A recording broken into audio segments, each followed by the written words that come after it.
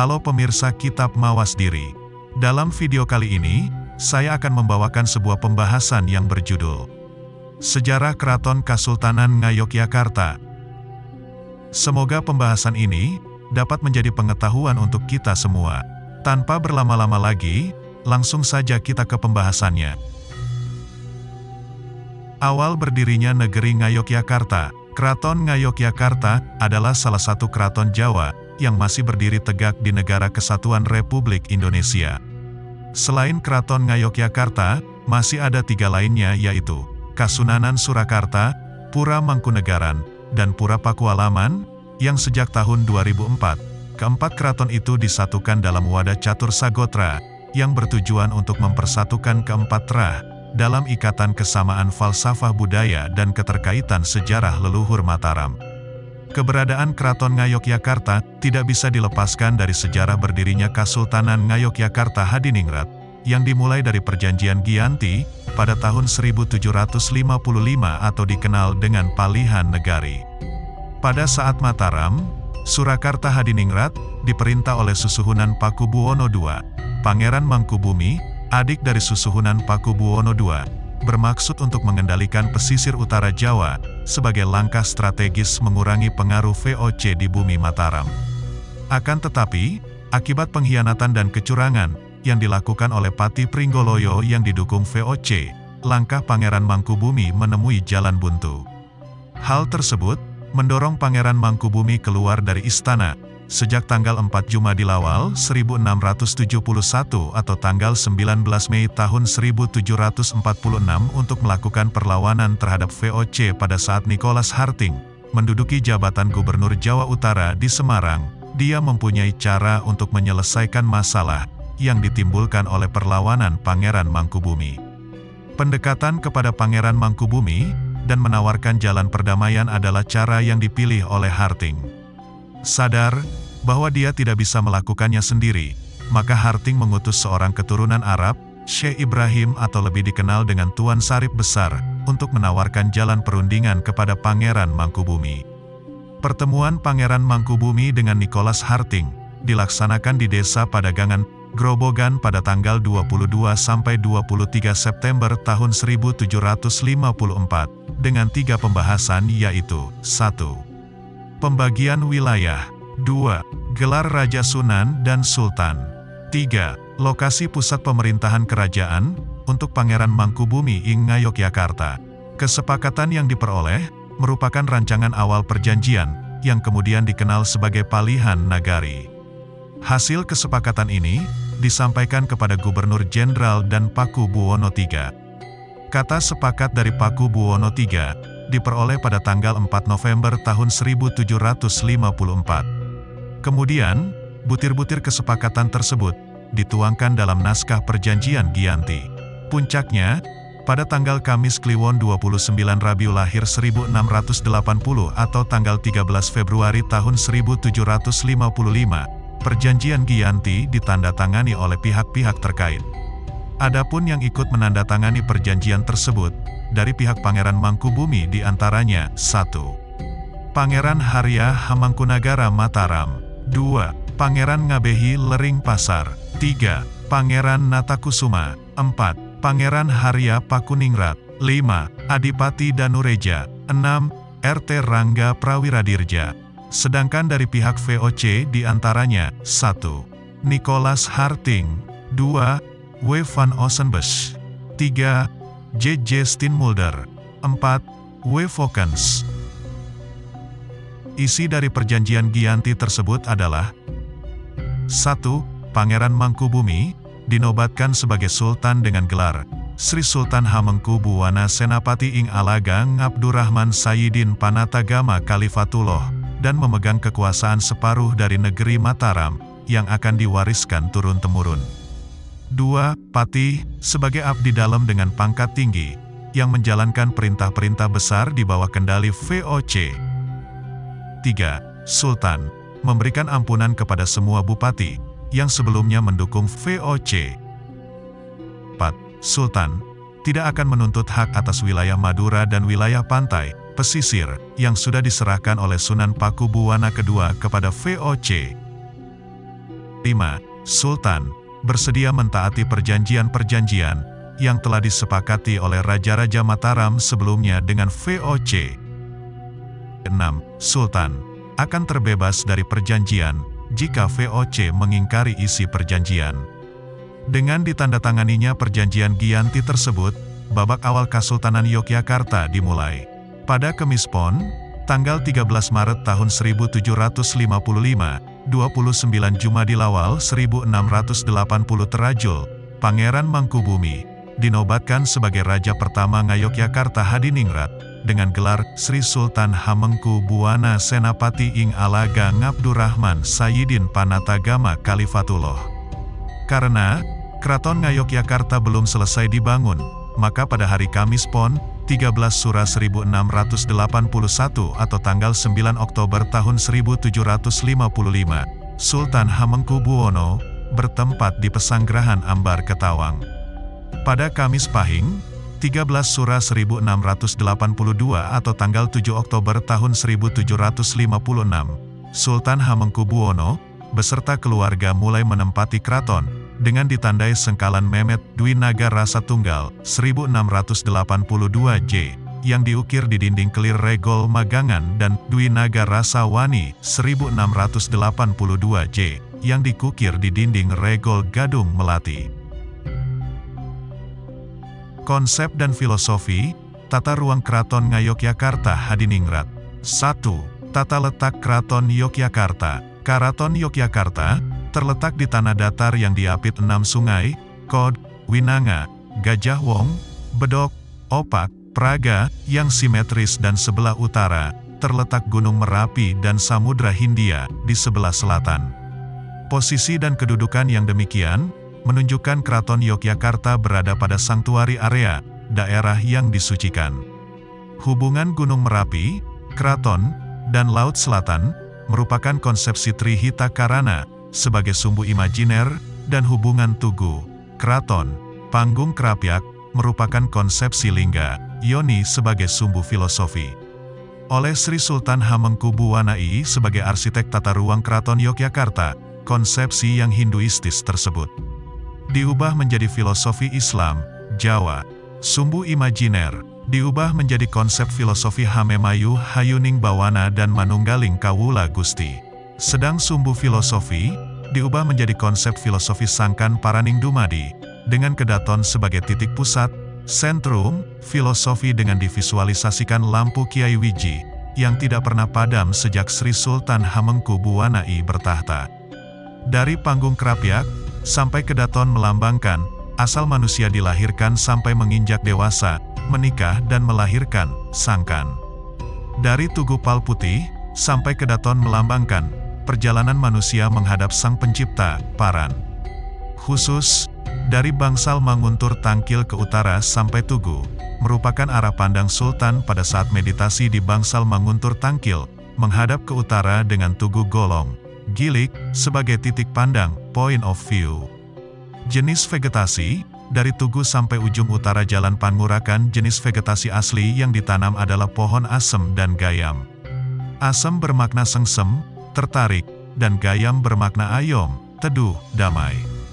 Jenis vegetasi dari Panggung Krapyak sampai Plengkung Nirbaya, Plengkung Gading, menggambarkan perjalanan kedewasaan seorang gadis. Jenis vegetasi yang ditanam, pohon asem dan tanjung. Pohon asem bermakna sengsem, sedang daun pohon asem yang masih muda bernama sinom bermakna anom, muda.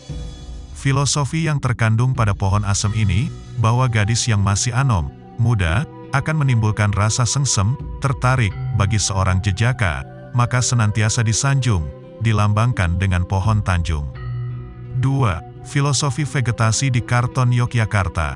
Kandungan filosofi vegetasi, tanaman, di Keraton Yogyakarta, tidak hanya melekat pada bangunan fisik saja, namun juga pada jenis vegetasi tertentu, yang dipercaya mempunyai nilai simbolik dan filosofis tertentu, yang akan berpengaruh terhadap sikap dan perilaku manusia, di dalam menjaga hubungan dengan Sang Pencipta, antar manusia dan alam. Berikut contoh vegetasi, tanaman, yang mempunyai makna simbolik dan filosofis tertentu. 1. Beringin, Ficus bengalensis. Pohon beringin, melambangkan perlindungan, keadilan dan bersifat abadi.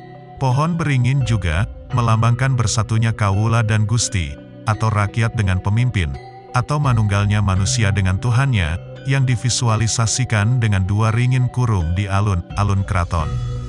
Di dalam bahasa Sanskerta, pohon beringin disebut juga Nyagroda atau Satavksa, yang dihubungkan dengan kosmos Dewa Wisnu. Secara teknis, pohon beringin berfungsi sebagai penyerap CO2, produsen O2 dan penyaring udara yang cepat dan banyak. 2. Tanjung, Mimusops elengi, pohon tanjung, termuat di dalam prasasti Siwagra, 856 Masehi, yang menyebutkan bahwa di halaman Candi Prambanan sebelah timur, tumbuh pohon tanjung, yang digunakan sebagai perantara turunnya dewa ke bumi, dengan dahan pohon tanjung yang rindang sebagai payungnya. Secara teknis pohon tanjung, terkenal sebagai pohon penyerap debu. 3. Gayam, Inocarpus edulis, pohon gayam, bermakna ayom, teduh, atau ayem, tentram. Secara teknik, pohon gayam berfungsi sebagai penyimpan, pemelihara dan penjernih air, maka pohon gayam sering ditanam di tepi sungai, tetapi pohon gayam yang ditanam di lingkungan keraton, diambil dari makna filosofisnya bukan dari fungsi teknisnya. 4. Sawo kecik, Manilka rakauki. Sawo kecik, banyak ditanam di halaman kedaton atau rumah bangsawan. Pohon sawo kecik mengandung makna sarwa becik, serba baik. 5. Asam, Tamarindus indica. Pohon asam, asem jewe, bermakna sengsem, tertarik, sedang daun asam yang masih muda, disebut sinom yang bermakna anom, muda. Sinom juga nama dari rambut halus di dahi wanita. 6. Kemuning, Muraya paniculata. Makna pohon kemuning, melambangkan kesucian dan kejernihan berpikir, diambil dari suku kata ning sama dengan hening dari kemuning. Pohon kemuning, mengingatkan manusia agar selalu mensucikan hati dan berpikir jernih. 7. Kepel watu. Makna kata kepel, adalah genggaman tangan manusia yang mengandung makna semangat untuk bekerja. Watu dari kata waton yang berarti dasar. Pohon kepel juga melambangkan bersatunya kemauan dan cita-cita. 8. Jambu darsana, Eugenia malasensis, dan jambu klampok arum, Eugenia densiflora. Jambu darsana, diambil dari kata sudarsana, yang berarti contoh tauladan, sedang jambu klampok, juga disebut jambu dompolan yang melambangkan kerukunan. Makna filosofis dari kedua pohon jambu tersebut, bahwa seorang pemimpin agar dapat menjadi contoh yang dipimpin dengan berkata yang harum, sehingga dapat menjadi pemersatu, merukunkan semua yang dipimpin. Raja-Raja Keraton Ngayogyakarta Hadiningrat. 1. Sri Sultan Hamengkubuwono I, tahun 1755 sampai tahun 1792. Dikenal dengan nama Pangeran Mangkubumi, pendiri dan pembangun Keraton Yogyakarta ini, lahir pada tanggal 5 Agustus tahun 1717, dengan nama bendara Raden Mas, BRM, Sujono. Pangeran Mangkubumi, merupakan putra Sunan Amangkurat keempat, melalui garwa selir yang bernama Mas Ayu Tejawati. Sri Sultan Hamengkubuwono I, wafat pada tanggal 24 Maret tahun 1792, 1 Ruwa 1718 Terajul, dimakamkan di Astana Kasuwargan, Pajimatan, Imogiri. 2. Sri Sultan Hamengkubuwono II, tahun 1792 sampai tahun 1828. Lahir di lereng Gunung Sindoro, pada tanggal 7 Maret tahun 1750, dari permaisuri kedua Sri Sultan Hamengkubuwono I, Ibunda, Gusti Kanjeng Ratu, GKR, Kadipaten, ia diberi nama kecil RM Sundoro. Penobatannya sebagai Sri Sultan Hamengkubuwono II, pada tanggal 2 April tahun 1792. Sultan Hamengkubuwono II, dipaksa turun tahta oleh Gubernur Jenderal Hindia Belanda, Herman Willem Daendels, dan digantikan oleh putra mahkotanya RM Surojo sebagai Hamengkubuwono III, pada tanggal 31 Desember tahun 1810. 3. Sri Sultan Hamengkubuwono III, tahun 1810 sampai tahun 1814. Beliau memiliki nama kecil Raden Mas Surojo, lahir pada tanggal 20 Februari tahun 1769. Adalah putra Sri Sultan Hamengkubuwono II, dengan Gusti Kanjeng Ratu Kedaton. Pada usianya yang ke-41, tepatnya bulan Desember tahun 1810, terjadi manuver pasukan Belanda ke Keraton Yogyakarta, sebagai buntut perseteruan antara Sri Sultan Hamengkubuwono II, dengan Letnan Gubernur Jenderal Herman Willem Daendels. Akibat dari perseteruan ini, Sri Sultan Hamengkubuwono II dilengserkan dari jabatannya oleh pemerintah kolonial Belanda dan digantikan oleh Raden Mas Surojo. Pada tanggal 3 November tahun 1814, 19 Dzulqa'dah 1741, Sri Sultan Hamengkubuwono III wafat pada usia 45 tahun. Beliau dimakamkan di Astana Kasuwargan, Pajimatan, Imogiri. 4. Sri Sultan Hamengkubuwono IV, tahun 1814 sampai tahun 1822. Lahir pada tanggal 3 April tahun 1804, dengan nama kecil Gusti Raden Mas Ibnu Jarot, beliau ditunjuk menjadi putra mahkota, saat penobatan ayahnya sebagai Sultan pada tanggal 21 Juni tahun 1812.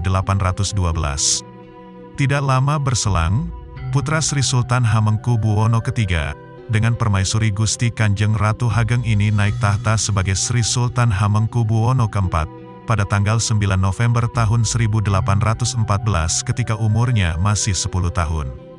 Sri Sultan Hamengkubuwono IV wafat, tanggal 6 Desember tahun 1823, 22 Rabiul Awal 1750, Sri Sultan Hamengkubuwono IV masih berusia 19 tahun. 5. Sri Sultan Hamengkubuwono V, tahun 1823 sampai tahun 1855. Lahir pada tanggal 20 Januari tahun 1821, putra Sri Sultan Hamengkubuwono IV, dengan Gusti Kanjeng Ratu Kencono ini, diberi nama Gusti Raden Mas Gatotmenol. Tahun 1823, ketika ayahandanya wafat, beliau diangkat menjadi Sri Sultan Hamengkubuwono V, ketika baru menginjak usia 3 tahun. 6. Sri Sultan Hamengkubuwono ke-6, tahun 1855 sampai tahun 1877. Dilahirkan dengan nama Raden Mas Mustojo, pada tanggal 10 Agustus tahun 1821. Beliau adalah putra dari Sri Sultan Hamengkubuwono IV, dari permaisuri Gusti Kanjeng Ratu Kencono. Dinobatkan sebagai Sri Sultan Hamengkubuwono ke-6, pada tanggal 5 Juli tahun 1855. Pada tanggal 20 Juli tahun 1877, 9 Rejeb 1806 TJ, ketika beliau menginjak usia 56 tahun, Sri Sultan Hamengkubuwono ke-6 tutup usia. Beliau dimakamkan di Astana Besiaran, Pajimatan Imogiri. 7. Sri Sultan Hamengkubuwono ke-7, tahun 1877 sampai tahun 1921. Raden Mas Murtejo, demikian nama kecil beliau, lahir pada tanggal 4 Februari tahun 1839 dari rahim Gusti Kanjeng Ratu Sultan, Gusti Kanjeng Ratu Hageng. Beliau adalah putra dari Sri Sultan Hamengkubuwono ke-6. Menginjak usia 36 tahun, beliau menggantikan posisi ayahandanya sebagai Sultan, setelah Sri Sultan Hamengkubuwono ke-6 mangkat. Pada tanggal 22 Desember tahun 1877, beliau resmi naik tahta dengan gelar Sri Sultan Hamengkubuwono ke-7. Sri Sultan Hamengkubuwono ke-7 wafat pada tanggal 30 Desember tahun 1921, 29 Rabiul Akhir 1851. Beliau dimakamkan di Astana Saptorenggo, Pajimatan Imogiri. 8. Sri Sultan Hamengkubuwono ke-8, tahun 1921 sampai tahun 1939. Pada tanggal 3 Maret tahun 1880, lahirlah putra Sri Sultan Hamengkubuwono ke-7, dari rahim Gusti Kanjeng Ratu, GKR, Hemas yang diberi nama Gusti Raden Mas, GRM, Sujadi. Setelah dewasa GRM Sujadi bergelar Gusti Pangeran Haryo, GPH Purboyo, yang kelak dinobatkan sebagai Sri Sultan Hamengkubuwono ke-8. Pada tanggal 8 Februari tahun 1921, GPH Purboyo kemudian dinobatkan sebagai Sri Sultan Hamengkubuwono ke-8. Sri Sultan Hamengkubuwono ke-8 wafat pada tanggal 22 Oktober tahun 1939 di Rumah Sakit Panti Rapih, Yogyakarta. Sri Sultan Hamengkubuwono ke-8 dimakamkan di Astana Saptarengga, Pajimatan Imogiri.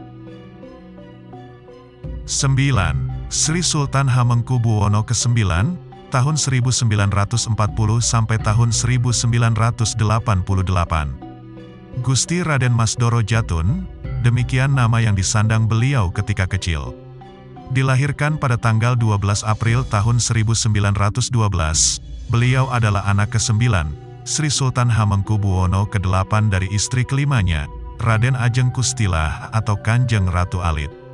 Hari Senin Pon, tanggal 18 Maret tahun 1940, beliau dinobatkan sebagai putra mahkota, dengan gelar Pangeran Adipati Anom Hamengku, Negara Sudipja Raja Putra Narendra Mataram, dan dilanjutkan penobatan beliau, sebagai raja dengan gelar, Sampeyan Dalem Ingkang Sinuwun Kanjeng, Sultan Hamengkubuwono Senopati Ingalagang Abdurrahman, Sayyidin Panatagama Kalifatullah Kaping IX. Di hari pelantikan tersebut, beliau berpidato dan mengeluarkan kalimat yang dikenang oleh semua orang hingga saat ini. Saya memang berpendidikan barat tapi pertama-tama saya tetap orang Jawa. Tepat tanggal 2 Oktober tahun 1988 malam, ketika beliau berkunjung ke Amerika, Sri Sultan Hamengkubuwono ke-9 menghembuskan nafas terakhirnya di George Washington University Medical Center. Beliau kemudian dimakamkan di Kompleks Pemakaman Raja-Raja di Imogiri. 10. Sri Sultan Hamengkubuwono ke-10, 1989 sekarang.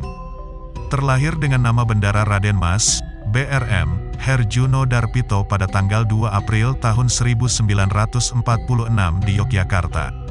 Dinobatkan sebagai Sultan di Keraton Ngayogyakarta Hadiningrat, pada tanggal 7 Maret tahun 1989 atau hari Selasa Wage, tanggal 29 Rayap 1921 berdasarkan penanggalan tahun Jawa. Sampai di sini dulu untuk pembahasan kali ini, tunggu pembahasan lainnya di channel Kitab Mawas Diri.